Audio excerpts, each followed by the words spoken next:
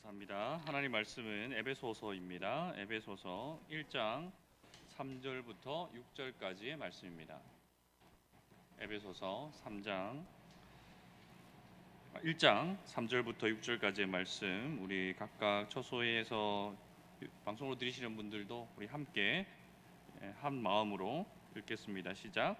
찬송하리로다. 하나님 곧 우리 주 예수 그리스도의 아버지께서 그리스도 안에서 하늘에 속한 모든 신령한 복을 우리에게 주시되 곧 창세전에 그리스도 안에서 우리를 택하사 우리로 사랑 안에서 그 앞에 거룩하고 흠이 없게 하시려고 그 기쁘신 뜻대로 우리를 예정하사 예수 그리스도로 말미암아 자기의 아들들이 되게 하셨으니 이는 그가 사랑하시는 자 안에서 우리에게 거저 주시는 바 그 은혜의 영광을 찬송하게 하려는 것이라. 아멘. 할렐루야. 여러분들 반갑습니다. 수련회 기간 동안에 하나님께서 큰 은혜 베풀어 주셔서 너무너무 감사하고 또 함께 해주시고 섬겨주신 모든 분들께 감사의 말씀 드립니다. 우리 지난주부터 감탄 복음 시리즈, 새로운 시리즈 시작하였습니다. 우리 마음 가운데 하나님을 향한 감탄이 있어야 한다. 우리 마음 속에 하나님의 행하심, 일하심을 바라볼 때에 우리 마음 가운데 감탄사가 터져 나와야 된다라는 말씀을 드렸습니다. 그것이 안 되는 것이 곧 완고한 마음이라고 말씀드렸죠. 우리의 마음이 완고해져 있을 때에 그것을 계속 방치해 두어서는 안 됩니다. 그러면 자꾸 하나님으로부터 마음도 멀어지고, 마음이 멀어지면 몸도 멀어지고, 그렇게 하나님과 자꾸 멀어지게 되기 때문이에요. 그래서 오늘은 우리가 하나님께 감탄해야 될 일들이 참 많이 있는데 그 감탄해야 될 일들 중에서도 가장 핵심, 코어가 뭘까 생각할 때 가장 핵심은 바로 우리를 향하신 하나님의 구원의 역사죠. 우리를 구원하시려는 하나님의 그 구원 역사 속에서 우리는 감탄하는 일들이 한두 개가 아닙니다. 그래서 우리가 그 하나님이 우리를 구원하시기 위하여 행하신 일들을 함께 나누면서 또 들을 때마다 마음속에 우리의 이 감탄이 여러분들 마음속에서 터져 나오기를 간절히 축복합니다. 오늘 말씀해 보니까 바울 사도가 하나님을 향하여서 감탄하고 찬양을 올려드립니다. 하나님 찬양합니다. 왜 찬양하는지 그 이유를 살펴보니까 제일 먼저 나오는 게 하늘에 속한 온갖 신령한 복을 주셔서 감사합니다. 바울 사도가 가만히 생각해 보니까 자기에게 행하신 하나님의 그 일하심을 보니까 와, 정말 하나님께서 나에게 온갖 신령한 복을 정말 셀 수 없도록 부어주셨구나 라는 것을 보고 하나님께 찬양을 올려드리죠. 이 찬양이 바로 감탄이거든요. 감탄에 우리의 감탄하는 마음을 그 곡조 있게 표현하면 그것이 찬양이 되는 겁니다. 그래서 찬송하리로다라고 에베소서 성도들을 향하여서 그 말씀을 시작합니다. 그리고 그렇게 온갖 신령한 복들 중에서 제일 먼저 언급한 게 무엇이냐면 창세전부터 우리를 택하신 것, 창세전부터 우리를 택하신 것이 그 온갖 신령한 복들 중에서 제일 먼저 언급하는 복입니다. 그래서 하나님께서는 창조 이전부터, 창세 전부터라고 했으니까 이 세상을 하나님께서 창조하기 이전부터 우리를 구원하실 것을 예정하셨어요. 우리 예정교리라고 하죠. 하나님께서 우리를 선택하셨습니다. 이 세상이 창조되기 이전에도 하나님은 우리를 향하신 하나님의 구원의 역사, 구원의 계획을 가지고 계셨던 것이죠. 그래서 학자들은, 신학자들은 이게 많이 막 다툼이 일어납니다. 그럼 무슨 기준으로 선택하셨냐? 어떤 이는 왜 하나님 선택하시고 어떤 이는 선택하지 않으셨냐? 이 문제 가지고 정말 이렇게 피가 나도록, 박이 터지도록 싸웁니다. 입이 아프도록 싸우거든요. 그 싸움 자체가 의미가 없는 거예요. 그래서 싸울 필요도 없고. 왜 그렇습니까? 성경에서 하나님이 왜 누구는 선택하시고 누구는 선택하지 않으신지에 대하여서 어떠한 기준도 말씀하시지 않기 때문이에요. 그럼 기준이 없는 건가? 랜덤인가? 그렇진 않겠죠. 하나님이 랜덤으로 사람을 뽑기 하듯이 뽑을 리는 없으니까. 하나님에게는 기준이 있을 겁니다. 그러나 우리에게 말씀하지 않으셨어요. 그럼 모르는 거죠. 모르는 건 모르는 걸 넘어가야 돼요. 계속해서 뭔가 그 이 무대 뒤에, 창조 세계라는 이 무대 뒤에 뭔가 하나님만이 일하시고 계시는 그 뒤쪽 영역까지 들어가 가지고 뭔가 들춰보려는 그런 욕망들이 그 우리 가운데는 있거든요. 뭐 지적인 호기심일 수도 있고. 근데 그것들이 자칫 잘못하면 하나님에 대한 오해를 불러오고 잘못된 교리를 생성하고, 그래서 이단에 빠지게 되는 겁니다. 그래서 보여주는 것 그대로 만족하면 돼요. 중요한 것은 무엇이냐면 하나님이 기쁘신 뜻을 따라서 우리를 선택하셨다라고 성경은 말씀하시는 거예요. 그러니까 하나님이 우리를 선택하실 때에 어떤 하나님의 기뻐하시는 뜻이 있었다라고 해석할 수도 있고, 이게 첫 번째 해석이고요. 그리고 이 말씀 가운데 우리가 또 하나 유추할 수 있는 것은 무엇이냐면 우리를 선택하시는 것을 기뻐하셨다라고 해석할 수도 있습니다. 하나님이 우리를 선택하시고 기뻐하셨어요. 우리가 태어나지도 않았는데 그냥 하나님 계획만 가지고 계셨는데, 제 여기를 내가 선택해야지, 하나님이 그 마음만 가졌는데도 하나님 마음이 기쁜 거예요. 감탄해야지, 제가.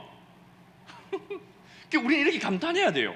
와, 하나님, 내가 태어나기도 전에 이 땅에 하나님 우주의 별과 달과 별들을, 지구를 창조하기 전부터 나를 향하신 계획을 가지시고, 나를 쟤를 내 백성 삼을 거야 라는 계획을 가지신 것만으로도 하나님 생각하니까 너무 기쁜 거예요. 그럼 이게 감탄해야 될 제목들 아닙니까? 회장님 그거 한번 해볼까요? 여러분들 유튜브 보시는 분들 유튜브에 지금 링크 하나 달아드릴 거예요. 그러면 그 링크를 누르면 어느 사이트로 들어갈 텐데, 그 사이트에 들어가면 뭐 이렇게 질문이 있을 거예요. 그 질문에 답을 해보세요. 질문은 뭐냐면 여러분들이 사용하는 감탄사, 주로 사용하는 감탄사들 있죠. 그거 쭉 한번 올려보세요. 그러면 그 사이트에서 막 집계를 해줘가지고 통계를 내줘가지고 이렇게 이쁘게 만들어준대요. 한번 해보려고. 그래서 우리가 하나님께서 행하신 일들을 보면서 우리 감탄할 수밖에 없는데, 첫 번째 우리가 감탄해야 될 일이 바로 이 창세 전에 나를 구원하실 계획을 가지고 계신 하나님, 그리고 그 구원을 내가 쟤를 구원해야지, 내가 윤선이를 구원해야지 라고 선택하신 것만으로도 하나님 마음속에 기뻐하는 거죠.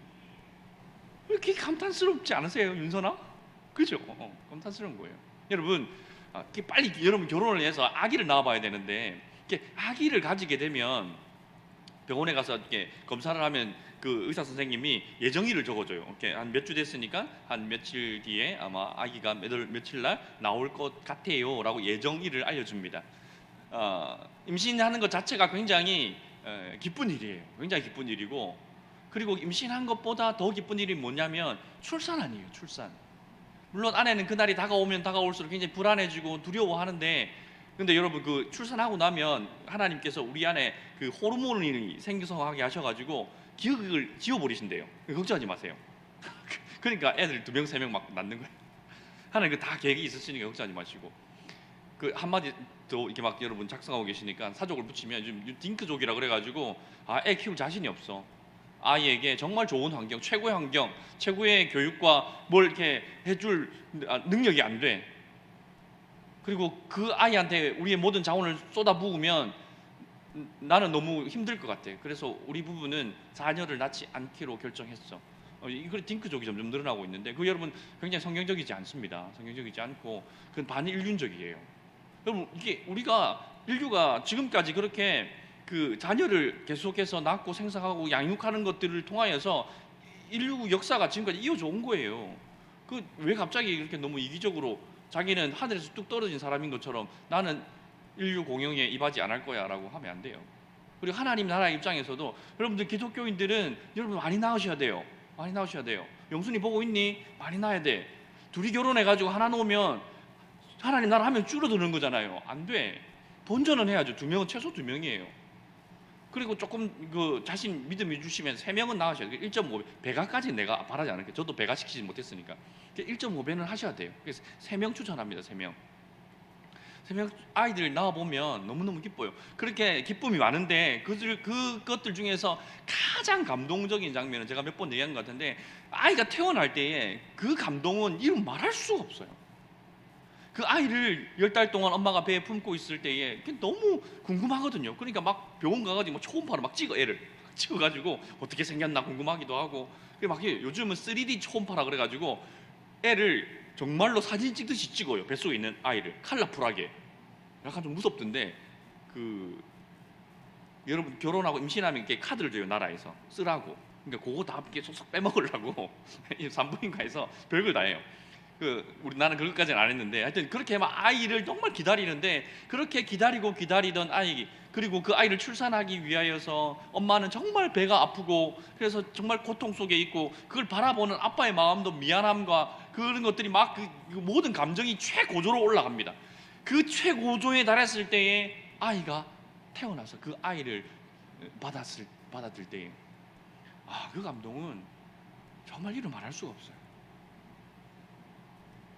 그래서 하나님께서 우리를 예정하신 것, 그것만으로 하나님이 기뻐하신다는 것에 대한 의미를, 이렇게 아이를 낳아보고 아이를 출산해서 안아보면 이게 하나님의 마음이었겠구나라는 것을 유추할 수가 있는 거예요. 저는 그렇게 이 설교를 적으면서 하나님께서도 내가 첫 아이를 받았을 때에 그런 감격과 감동이 있었겠구나. 그 너무 감사한 일 아닙니까? 너무 감사한 일이죠.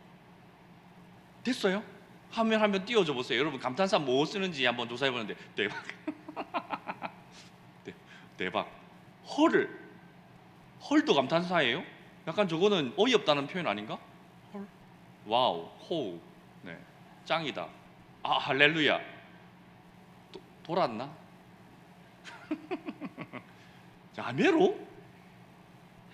야매로는 무슨 의미예요? 한글로 번역하면? 해보세요. 덕질하는 애들 뭐라고? 더 크게. 그만둬? 야매로 그만이야? 뭐 이렇게 질문을 이해를 잘 못하신 것 같아요, 여러분. 하나님한테 그만둬 그런 건 아니고 대박. 여러분 대박이란 말 저도 많이 쓰긴 써요. 그러니까 하나님 보실 때에 여러분 표현을 빌려서 한다면, 하나님께서 여러분을 구원하시기로 작정하셨을 때, 계획하셨을 때, 그때 헐 대박, 얘가 내 자녀로 입양될 친구야 라는 것을 생각하시고 하나님께서는 기쁨을 감추지 못하였다라는 것입니다. 스바냐 3장 17절 말씀, 우리 너무 사랑하는 말씀이죠. 너의 하나님 여호와가 너의 가운데 계시니 그는 구원을 베푸실 전능자이시라. 그가 너로 말미암아 기쁨을 이기지 못하시며 너를 잠잠히 사랑하시며 너로 말미암아 즐거이 부르며 기뻐하시리라. 여러분 이보다 더한 복음이 있을까요? 하나님이 우리를 생각하고 우리를 잠잠히 바라보실 때에 마음속에 그 기쁨이 넘쳐나서 견디지 못하여 하시는 그 하나님, 이것보다 더 큰 복음이 있을까요? 여러분들 아이들이 언제 제일 사랑스럽고 이쁜지 아세요? 지수야 아내 혹시 언제 제일 이쁠 것 같아? 그렇지, 잘 때. 잘 때 제일 이뻐요. 사랑스럽고. 가만히 자고 있는 아이의 모습을 보면 움직일 때는 죽이고 싶거든요. 이게 거의 살인 충동을 막 얘가 일으킵니다. 그렇게 막 부모를 열받게 하고 화를 나게 하고 짜증을 유발시키는 애가 새근새근 자는 모습을 보면 모든 게 사라져요. 모든 게. 그리고 밖에서 어떤 일이 있었는지, 하루에 그 어떤 어려운 일이 있었는지 간에 그렇게 아이의 모습을 가만히 들여다보고 있으면 모든 근심과 걱정이 사라지고 마음에 평화가 몰려와요. 그 하나님이 그런 걸 느끼는 거거든요. 우리를 바라보시면서, 나를 바라보시면서 하나님께서 기쁨을 이기지 못하여서 얘를 어떻게 하지, 막 꼬집어주고 싶고 깨물어주고 싶고 뽀뽀하고 싶고 막 이렇게 냄새 맡고 싶고 핥고 싶고 막 그런 마음이 막 들어요. 아이를 보면, 물론 잘 때. 하나님께서도 우리를 바라보시면서 그런 기쁨을 이기지 못하는 것, 이것이 복음이죠. 그런 하나님의 마음이 내 마음속에 있다면 우리는 하나님을 향하여서 이렇게 외치는 거죠. 헐 대박, 와 하나님 정말 감사해요. 정말 감사해요. 내 뭐라고? 내 아무것도 한 것 없는데.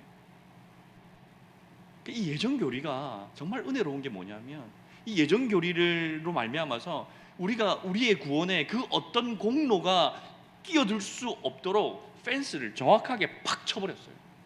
이미 태어나기도 전인데 무엇으로 우리가 하나님 앞에 하나님 내가 이렇게 살았기 때문에 나를 선택해 주세요라는 그 가능성을 완전히 차단시키는 것이 이 예정 교리예요. 우리가 하나님 앞에 기여할 수 있는 것이 아무것도 없지만 하나님은 그저 나를 사랑하시고 나를 받아주신다는 겁니다.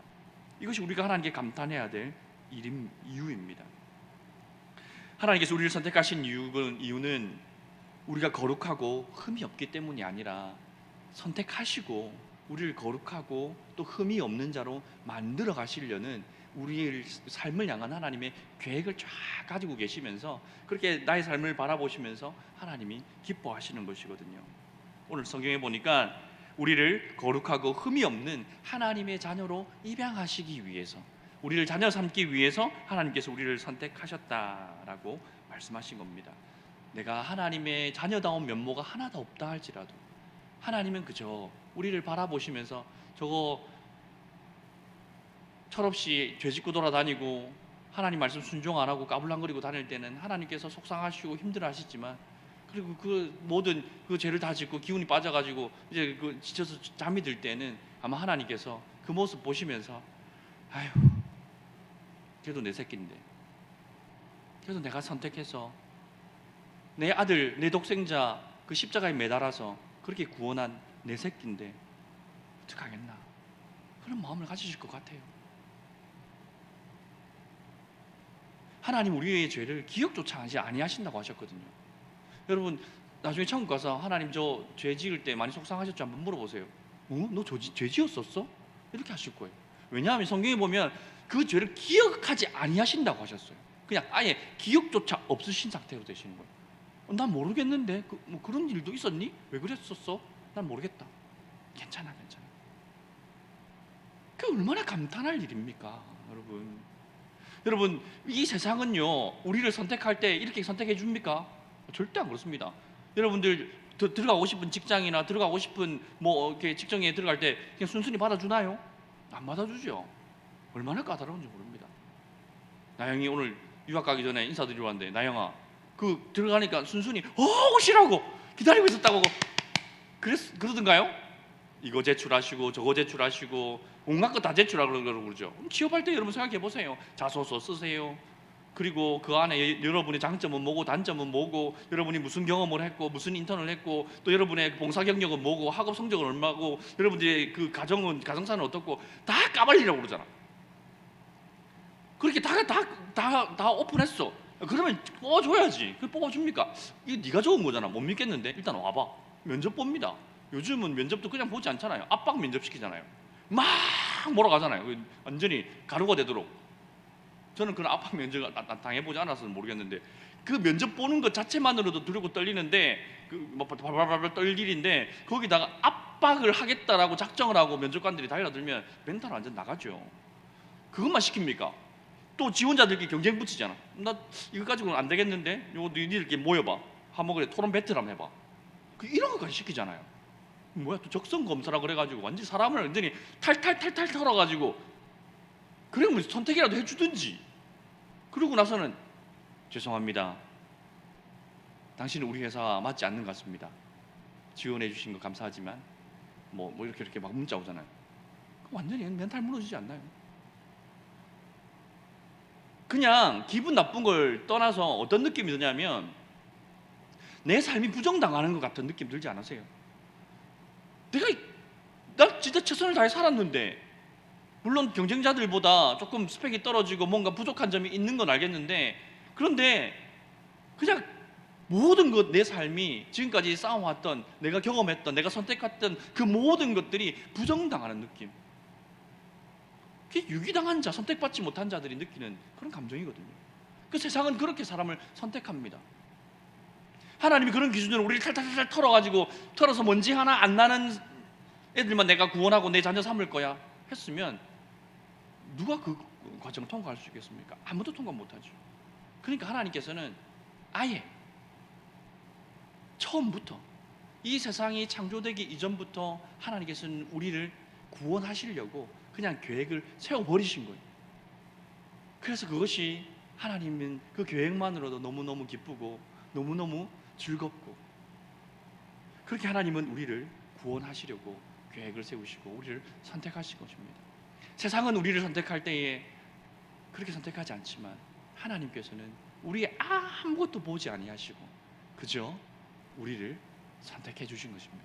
너무너무 감사하죠. 이럴 때 우리가 감탄해야 되는 거예요. 와, 감탄사가 좀 나오는 것 같아요. 좀 더 해야 되나? 한 5분 더 해야 돼요. 감탄사가 우리 마음 가운데에서 솟아나는 것이 구원받은 성도의 마땅한 바인 것이죠. 하나님께서 그렇게 우리를 선택하신 결과가 무엇입니까? 바로 거룩하고 흠 없는 삶의 여정입니다.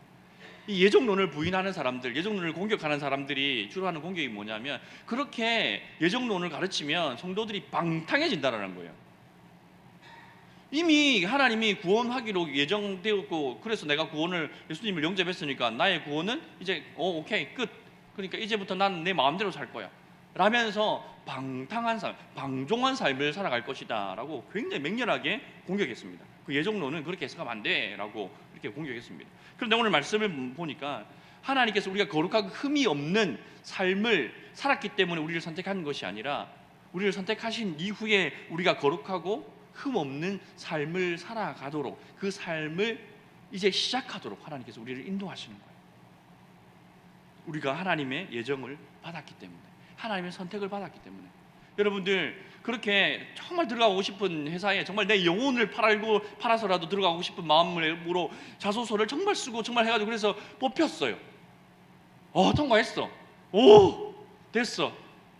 이제 나는 뽑혔으니까 이제 내 마음대로 살 거야.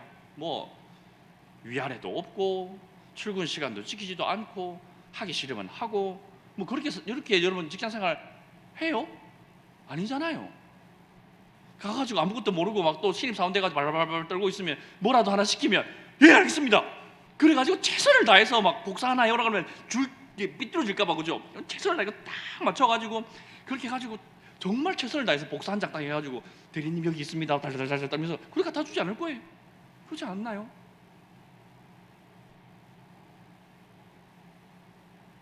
근데 하나님의 선택에 대해서는 우리가 왜 발발발 떨면서 정말 하나님 앞에 정말 최선을 다해서 살고 싶은 마음, 그런 열정이 왜 우리 가운데는 없어요? 그 선택에 대한 감사와 감탄이 없으니까 그런 거예요. 내가 이 회사에 들어올다니, 와 진짜, 와, 이런 마음이 있으면 그 회사 가가지고 정말 자기 영혼을 갈아 넣는 거예요.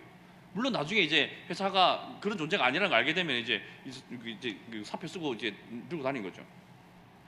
하나님께서 우리를 선택하신 것에 대한 감탄이 있다면, 하나님께서 원하는 바가 무엇일까? 하나님께서 기뻐하시는 일이 뭘까? 우리 찾아 헤매지 않을까요? 이거 하나님 기뻐하실 거, 이거 기뻐하실까? 내가 이거 하면 하나님 기뻐하실 것 같은데, 내가 이거 한번 해봐야지. 정말 잘해야지. 정말 열심히 해야지. 정말 최선을 다해야지. 이것으로 하나님을 기쁘시게 할 수 있다면, 이런 마음이 생겨나는 것이 이게 당연한 거거든요. 이게 당연하게 일어나지 않는 이유는 우리를 구원하신, 나를 예정하신 그 하나님을 향한 감탄이 없기 때문에, 저는 그렇게 생각합니다. 그래서 우리가 감탄을 회복해야 될 이유가 여기 있는 겁니다. 나를 아무것도 보지 아니하시고 나의 어떤 것도 보지 아니하시고 오직 하나님의 그 계획하심 가운데서 나를 선택해 주신 그 예수님, 그 하나님의 예정하심에 감사하고 감격하고 감탄하면, 오늘 내가 무엇으로 하나님을 기쁘시게 할까? 오늘 내가 무엇으로 하나님을 즐겁고 행복하게 해드릴 수 있을까? 고민하고 또 고민한 대로 할 수 있을 것 같아요.